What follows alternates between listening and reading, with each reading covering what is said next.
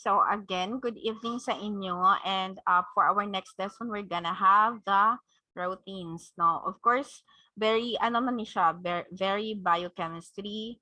So we will talk about proteins, lactic acids, and other mga nitrogenous compounds as main na main component ng proteins ay talaga mga nitrogen, no? And we have amino acids, peptides, ano yung mga structure ng proteins, properties, classification, and what are these nucleic acids and nitrates and alkaloids. Sure din mo, no? Nawala pa ako nag-discuss ano eh. Diyos ko naman ako. So, another screenshot ako ha. So before we proceed, most of you naka-answer naman sa ano, 'di ba? Or sa lipids.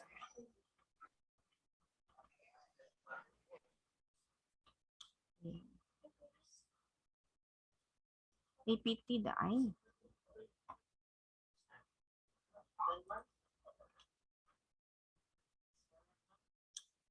Oh my god. Yes.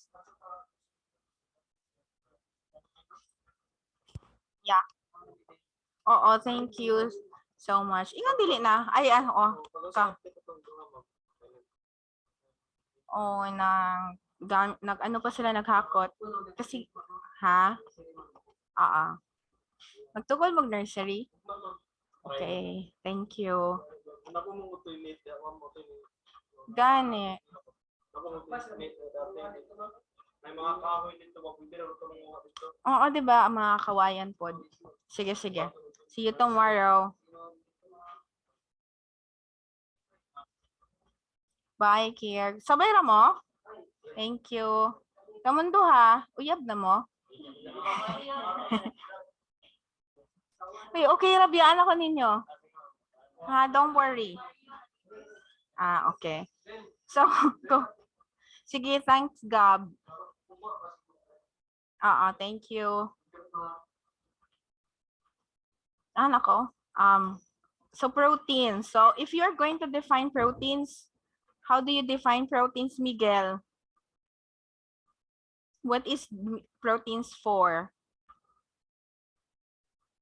Proteins are complex organic compounds of high molecular weight. Wow. In common with carbohydrates and fats, they contain carbon, hydrogen, and oxygen.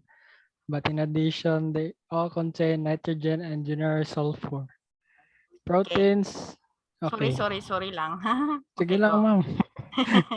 So proteins are found in all living cells where they are intimately connected with all phases of activity that constitute the life of the cell. Each species has its own specific proteins, and a single organism has many different proteins in its cell and tissues. It follows, therefore, that a large number of proteins occur in nature. Okay. Wow. Kisa tayo okay. Kisa ka nag-okay? Ako nag-okay? Wow, Miguel, gwapo lagi kag ano, ha? Kinsa to? Ma'am, ikaw lang nag-okay, ma'am. Abi na ako ghost. So, gwapo lagi tingog si Miguel, no? Singer siguro ka? Singer na, ma'am. Sintonado eh. Bantay. Tanaw na to. So, just remember na ang proteins, they all contain nitrogen and of course sulfur kanang. If you check the mamaya makita niyo ang chemical formula ng proteins, they always have sulfur on it. And we all know na kahit sa humans, animals, proteins is a very important components natin. And how many amino acids are? Of course, amino acids are building blocks ng proteins. And how many amino acids do we have? Albert?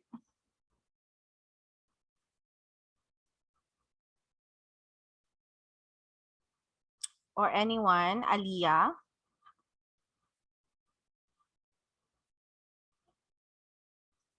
Okay, di sila ko sa makastorya. Anyways, there are more than 200 amino acids that can be extracted. But ilan lang out of 200 ang talagang commonly found sa lahat ng proteins. No, there are about 20 lang na very common. So, although ang dami, pareho po sa mga species na madami, but then we only use mostly mga common species. So, ano ang main characteristics ng amino acids as a protein? Of course, meron silang NH2. This is called the amino group, and an acidic carboxyl group or COOH. So, yun yung mga structure which are determinant na amino acid siya. So, example of this is ito.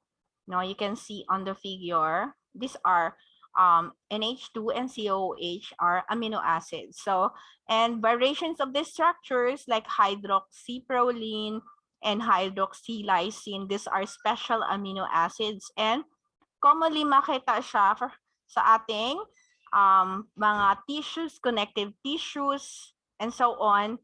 An example is collagen, no? Kinsa sa inyo nagagamit ng collagen? 'Di ba?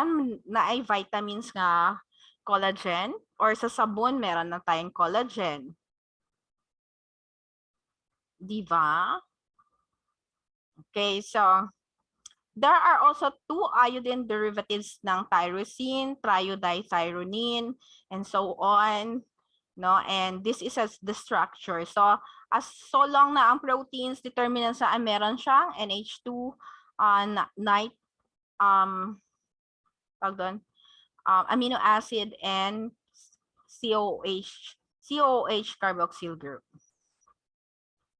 Okay, so these are the very common amino acids found in proteins. We have the monocarboxylic acid, meaning mono, isang carboxylic acid lang siya, no? Itong COOH. So we have glycine, and I know you have heard glycine and many times, alanine, valine, leucine, isoleucine, threonine, serine. So those are just few of the 23 amino acids that are important to our body, to animals, no? Kaya kung vegetarian ka, there are somewhat 3 amino acids na wala sa vegetables, no? And we will learn that later. So these are sulfur-containing amino acids, so cysteine and methionine, and these are very important in plants processes and also animals. And the monoamino dicarboxylic acids and derivatives, so we have aspartic acid, asparagine, glutamic, and glutamine. So these are also common terms na already we have heard before. Lysine, histidine, arginine, and part na ng mga important supplements natin. Phenylalanine are aromatic and heterocyclic amino acids. We have tyrosine, tryptophan, and proline. So all of these are very important sa normal functioning ng ating body. In fact, lacking one of this could even cause us to what na mo? Salamat kayo ha. Bye-bye.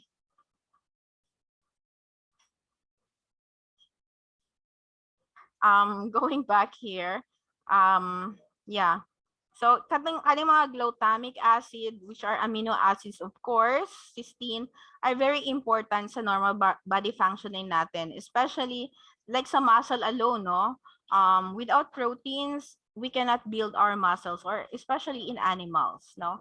And meron tayong tinatawag na amino acids in aqueous solutions. So these are called in German as Zwitter. Zwitter ang pagbasa kasi yung nila, Z is V ang pagkabasa, no? So hermaphrodite, for example.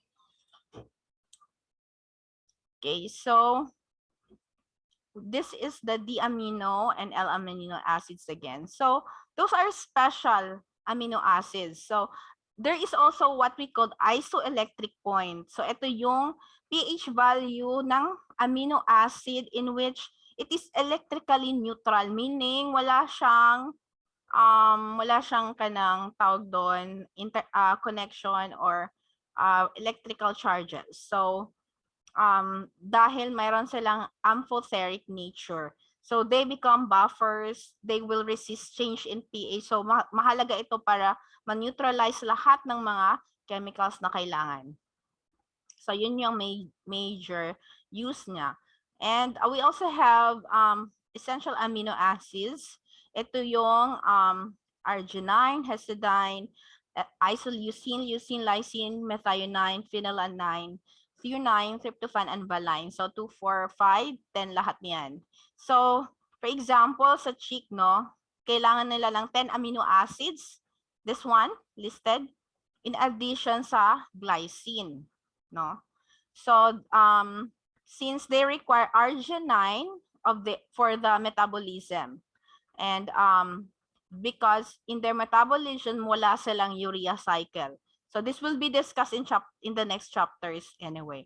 So normally kailangan talaga mag-take in ng amino acid. The same with humans, no? While hindi tayo, most of these amino acids hindi natin kayang i-produce sa ating body. Kaya we need supplements from plants and animals. So although, for example, you can be vegetarian, pero lahat naman ng amino acids hindi nakikita sa vegetables. They are again essential amino acids na sa animals lang makikita, no? For example, sa pig, no? Similarly sa rat, exempted yung arginine, nasa-synthesize siya ng pig. And for example, sa cat naman, they really require supply ng arginine. So, and it's also very part ng protein metabolism is the synthesis and the accumulation ng ammonia from denatured amino acids in the blood. So, nagiging urine yan when it gets out into the body. Okay, so therefore, there are also times na hindi siya ma-synthesize from cysteine. So, in this case, taurine is required para sa bile acid conjugation. So, generally sa mga poultry, they will synthesize proline, no? And sometimes methionine. So, sa ruminant naman, all the essential amino acids are synthesized naman sa rumen microorganisms, which theoretically makes this class ng animals independent sa mga sources. So, for there are also a lot of supply of amino acids sa mga microbial protein, limiting in quantity and quality in terms of maximum raise sa young animals and for maximum milk production. So this will be discussed again on chapter 13. So, pag gusto natin maximum productivity, very important na meron tayong microbial protein to supplement the dietary amino acids from foods or synthetic amino acids in suitable form na kaya siyang i-degrade ng microorganisms sa rumen. So, aside from amino acids, we also have peptides as proteins. So, ano ito? Again, build up from amino acids siya. And it's a linkage between carboxyl at isang amino acid. So, ito yung carboxyl and ito palang carboxyl and isang amino acid, OH. No? So, ito yung tinatawag na peptide linkage or dipeptide, no? Or polypeptides sa madami. So again, building blocks siya sa paggawa ng proteins. Some peptides also have biological activity. For example, sa milk, kailangan niyang active peptides for enzymatic hydrolysis ng milk. So madaming uses ang milk kasi. Cheese, pag na-ferment na siya, and a lot, no? So kailangan mag-curd ng milk protein into casein to release opioid peptides, no? And also as analgesic sa sleep-inducing effects ng pharmaceutical. Others are in calcium, merong sa milk, and immune system natin, and other milk peptides. So madami pa. So what are this? And also, it will stimulate growth ng mga bacteria, suppress harmful bacteria also, and mga guts, no? Intestine. And also sa mga flavor and properties ng yeast, cheese, and fruit juices. So very important siya. So may tinatawag tayong primary, secondary, and tertiary structure. So ito yung polypeptide chain. Dotted lines are representing hydrogen bonds. Ito, dot. So meron siyang hydrogen bond. So ito yung nagbaband between two polypeptide chain. No? So this is called the tertiary structure. Meron pa din tayong tinatawag na quaternary structure. Ibig sabihin, pang-apat na conjugation. So, just imagine, ito yung mga amino acids, carboxyl group, and lahat yan can be conjugated or pwede siyang ma-split, no? Depende sa reactions. So, ano ba yung mga properties ng proteins? No? We all know, for example, properties ng water, di ba, ang tubig, are the universal solvent. How about proteins? So, they have colloidal properties. They differ in solubility in water. Some may dissolve, some may not, and it may range from insoluble keratin. So, alam natin, ang keratin is very good to our, di ba? To our hair and even albumins, yung albumin sa ating tawag doon, itlog. And soluble masyado. So these soluble proteins precipitated in solution with addition ng salt, no, like sodium chloride or ammonium sulfate. And as physical effect, properties ng proteins, hindi siya na-alter, but it can just be dissolved readily or redissolved. So, etong mga amino and carboxyl groups or peptide linkage are non-functional talaga in terms of reaction.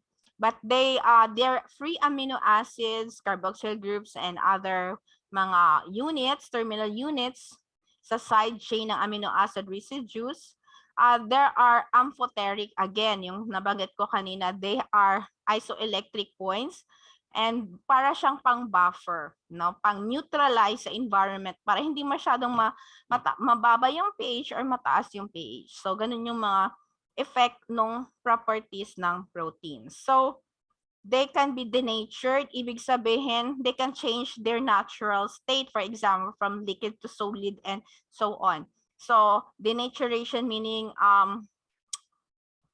non-proteolytic modification of the unique structure ng native protein, giving rise to the defined changes of chemical, physical, or biological properties. So, pag sinabing denatured alcohol, meaning na-altered na siya, no? Ganon. And for example, products ng protein hydrolysis are not included. And agents like na naka-denature ng ating protein, if we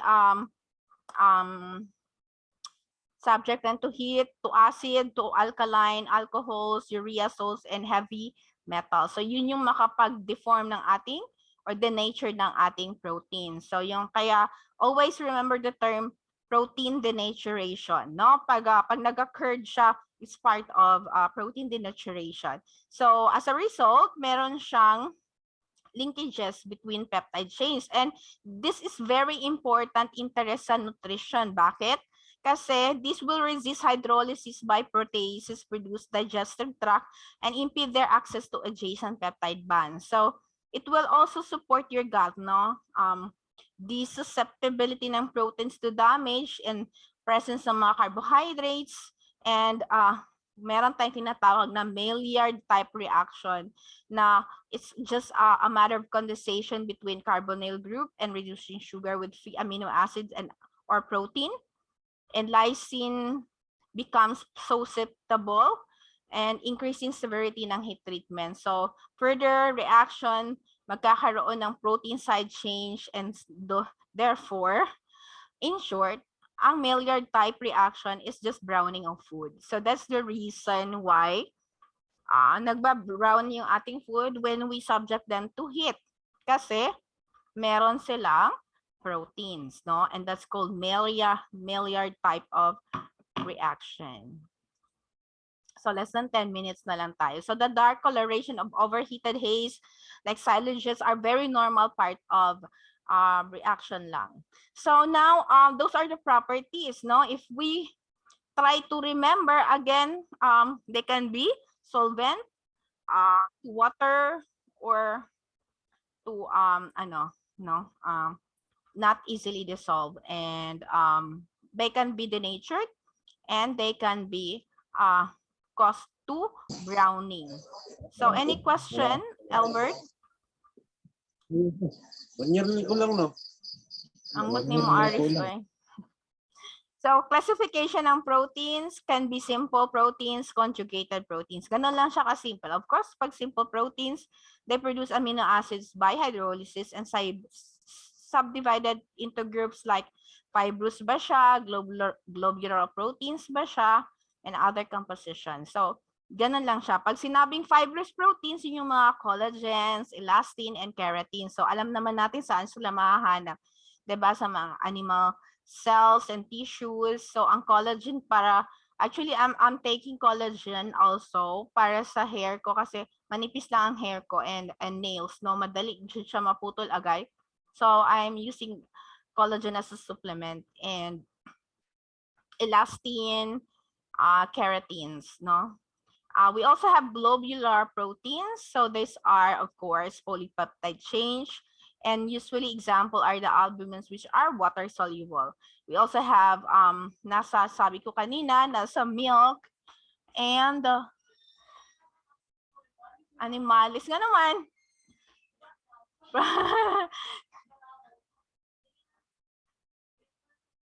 Uy, okay ra good ay. Kasi pagawas na pud ko karon, anyways, pati pa ko mo gawas. Uy, okay ra jud. Basta kasi mag-8 hanggang 7, 8 ko. And last klase ko naman eh. Promise. Uy, tag alas 8 na jud ko. Naka-record ba ako? Bantay mo ha, bala mo. Nanguli na sila? Okay. So, marathon, mag-permit namang klase kasi naka-time limit lang siya, 7 minutes na lang. So, moving on, globular proteins, example, some more example are histones na nasa cell nuclei talaga na yung DNA. So, those are globular proteins. We also have lysine, no? Yung nasa vitamins, diba? Lysine, protamines, they have low molecular weight, and that is just how to classify chemicals, no, or substances by their molecular weight. And protamines are very rich in arginine, and also walang tyrosine, tryptophan. Globulins usually are found in milk, eggs, blood, and mainly serve siya ng protein sa lahat ng seeds. That's why seeds are very nutritious, no? Kung halimbawa mahilig kayo sa peanuts, sunflower seeds, so it's very rich in proteins. So another type is the conjugated proteins. So ito, in addition naman, they are prosthetic group, meaning conjugated proteins are like glycoproteins, lipoproteins, phosphoproteins, and chromoproteins. So ano itong glycoproteins? They are heteroglycans or prosthetic groups. Meron silang hexosamine or glucosamine, galactosamine, por favor, puro na lang glycoproteins. And in short, they are storage proteins sa egg white of albumin or glycoprotein. So kung ano ang nandoon sa egg white in egg, so yun yung mga glycoproteins. So of course, lipoproteins are made up of lipids with triglycerides and cholesterol. Kaya usually they are transported into the bloodstream, at ito yung nakakapag-high blood sa atin, no? Maliban sa walang pera, ang nakaka-high blood ay ang pagkain din, no? Too much fats. And there are 5 main categories: the cyclomicrons, which have low density, and or VLDL, and lipoproteins, LDL. So if you are parang in the field of medicines or nursing, so medyo maka-perminti na siya mabanggit. High density lipoproteins. And of course, we have phosphoproteins, contain phosphoric acid as the prosthetic groups, no, and the casein of milk, and phosphatin in egg yolk. So it's also very important to supply our chickens, our livestock with this kind of proteins. Kaya naka-embed talaga yan sa animal nutrition. And lastly, chromoproteins, no? Ito yung nagbibigay ng pigment sa ating itlog. Hemoglobin, cytochromes, kaya medyo ano siya, orange or red. And they contain hem, or yung hema meaning blood red. Flavoproteins are colored. Flavins are actually antioxidant. So I guess yun lang. We still have 4 minutes for question and answer. The next topic we're going to have is nucleic acids. And these are, again, nucleic acids are high molecular weight, and they are usually yung ating nasa genetic makeup natin in all living organism for storage. So these are the principal na mga adenine and guanine, no? And I know you are very familiar with this bases, no? Cytosine, thymine, uracil, purine, adenine, and guanine. Sharo, dili mo mahubog sa mga terms na nani. So do you have any question or clarification? Justine, Jonah, Robert. Yes, questions. None, ma'am. Good evening. Good evening. So the next meeting natin is next Wednesday pa karon? No. Wednesday, no? Tuesday, ma'am. Oh my God, I'm so stupid. Sorry, good. So, wala, but thanks God it's still Tuesday. Wednesday, wala ko klase. So, may screenshot sa ako before tama ay wait lang. Ha? Mo din yung gina-chat. Ano, unleaded. Hindi na ni mga nag-classic ko.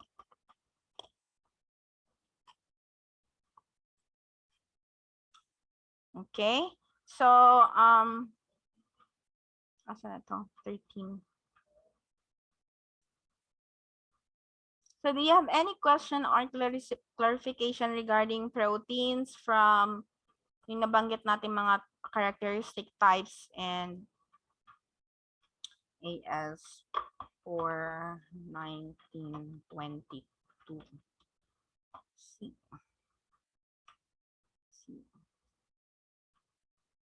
Okay. So, hopefully you've been introduced into these terms if you have not yet kanang heard of these terms before, na, and you don't really need to memorize them kasi in wherever you go, like for example, maging kayo, kung halimbawa animals man yun mo, no, major. So, ang animal nutrition in later part, we will be computing kung ilang percentage ng mga micronutrients per need ng per body weight naman ng ating mga livestock. Okay. So, as part ng inyong laboratory report kung saan tayo sa Samal, 'di ba? Mag-tour tayo doon sa farm ng aking student, wherein although few heads lang siya, meron na siyang 60 ata, no, na baboy, and madami siya dating mga chickens, pero and amazing yung kanyang chickens kasi nasa chicken dito nga ganing hairy, no. So ipakita na ko sa inyo next time sa GC, but I'm still really very busy. So, tanaw na lang nato when we go there. No. So more, hey, 1 minute tabian mo kay ko. So thank you very much for joining and see you again next week. Thank you, ma'am. Thank you. Thank you.